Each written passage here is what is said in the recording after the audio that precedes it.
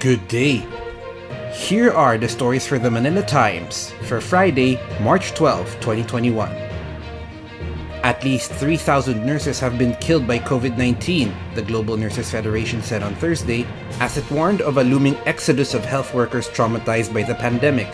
Exactly 1 year on since the World Health Organization first described COVID-19 as a pandemic, the International Council of Nurses said burnout and stress had led millions of nurses to consider quitting the profession, and once the pandemic is over, a dwindling number of experienced nurses could be left to handle the giant backlog of regular hospital care that had been postponed due to the crisis, the ICN warned.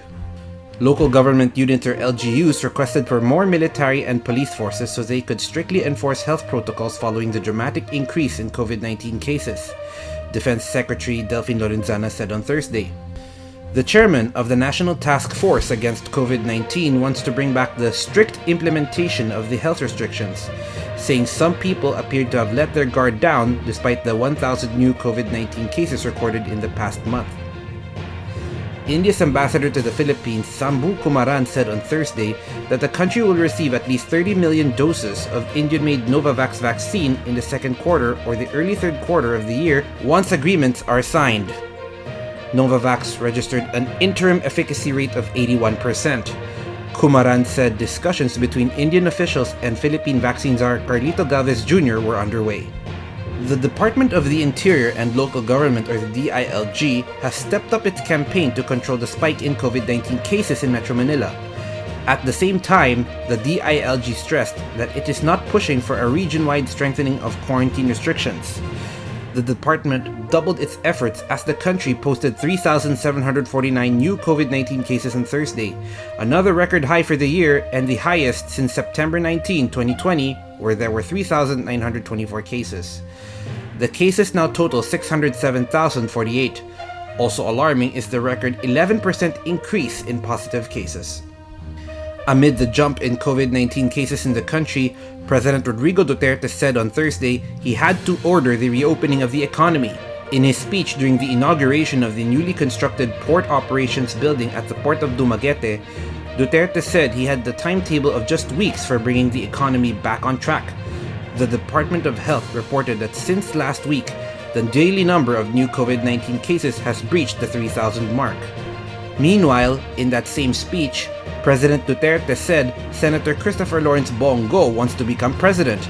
Duterte said Go had asked him to make that announcement. This is not the first time Duterte hinted that his former special assistant and longtime aide may run for president. On March 5, in a speech delivered in Cagayan de Oro City, he teased Go about a possible presidential run, calling the senator president. The president said Go had been with him for 21 years. The Judicial and Bar Council will grill on Friday the 3 applicants for Chief Justice. Despite the opposition of the Supreme Court en banc, the JBC will push through with the interview of Justices Estela Perlas Bernabe, Alexander Gesmundo, and Ramon Paul Hernando. The council is screening applications for the replacement of Chief Justice Diosdado Peralta, who will retire on March 27. In business, the Bangko Sentral ng Pilipinas' foreign exchange operations and income from its investments abroad pushed the country's gross international reserves to record a 2-month high of $109.08 billion as of end February. Preliminary central bank data showed on Thursday that the amount was 0.37% and 23.69% higher from those posted a month and a year ago, respectively. In a statement, the Bangko Sentral said the month-on-month climb reflected inflows mainly from its forex operations and income from overseas investments. Topping sports, we have a trade to announce. A multiplayer trade involving NLEX, Blackwater, and TNT got the clearance of the Philippine Basketball Association Trade Committee on Wednesday. The league announced its approval on Thursday. In the deal, the Road Warriors sent their 4th overall pick in this year's PBA rookie draft to the Bossing in exchange for Roy Sumang, Don Troliano, Maurice James Shaw, and the latter's 2022 second-round pick.